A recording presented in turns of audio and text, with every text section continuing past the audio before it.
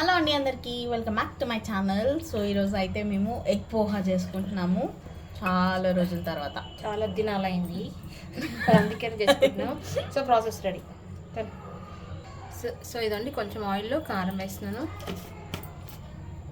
కొంచెం సాల్ట్ వేస్తున్నాను, ఎగ్స్ వేస్తున్నాను.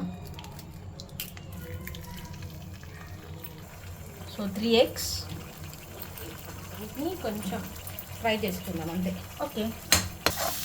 సో ఇదండి, కొంచెం ఇలా ఫ్రై చేసుకోవాలి అంతే, ఎక్కువ ఏమవుతు.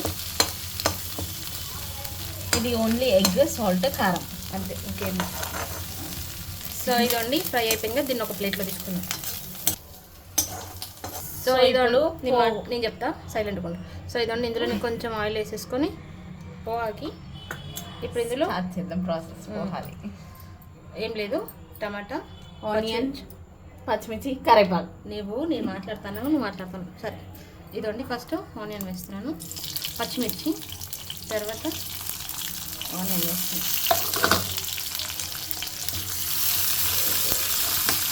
కొంచెం స్పైసీగా చేసుకుంటాము.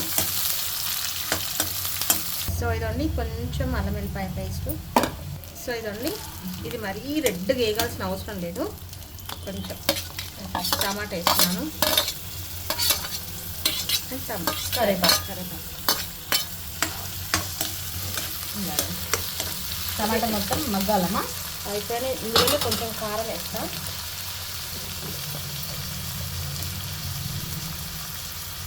ఇంకా సాస్ ఉందా? Schezwan sauce.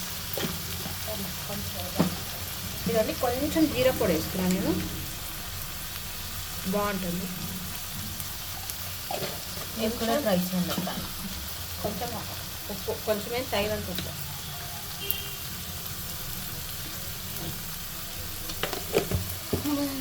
సో ఇదండి, పోహా వాష్ చేస్తుంది మా అమ్మ. కొంచెం కడుక్కోండి, చూసారా మురికి ఎలా వచ్చిందో. ఇదండి మురికి, కొంచెం మంచిగా కడుక్కోండి. ఒక 2 times కడుక్కుంటే సరిపోయింది కమా. అది చూసారా. సో ఇదండి, ఇది కడిగి ఇలా జల్లించుకున్నాను కదా, ఇది కూడా అయిపోయింది. ఇప్పుడు ఇందులో వేసేస్తాను. సో ఇలా అవ్వాలండి టమాటా మొత్తము. ఇప్పుడు వేసేస్తున్నామా? ఓకే.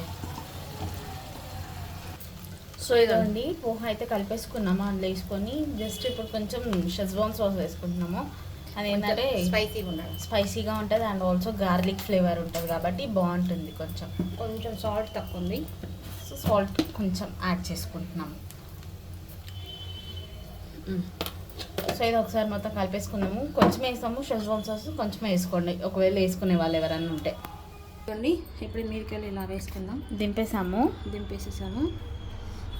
బాగుంటుంది. సో మీరు కూడా ఒకసారి ట్రై చేయండి. ఎగ్ పోహా రైస్ మార్నింగ్ బ్రేక్ఫాస్ట్కి తినొచ్చు, నైట్ డిన్నర్ టైంలో తినొచ్చు. కొంచెం ఏంటంటే మేము ఎక్కువ వాటర్ అబ్జర్వ్ అయిపోయి కొంచెం మెత్తగా వచ్చింది, అంతకుమించి ఇంకేం లేదు, పర్లేదు. సో ఇదండి మా ఈవినింగ్ ఏంటది నైట్ డిన్నర్ అయితే ఇదండి ఎగ్ పోహా. మీరు కూడా ఒకసారి ట్రై చేయండి. Tasty and simple egg poha recipe నచ్చితే మీరు కూడా ట్రై చేయండి.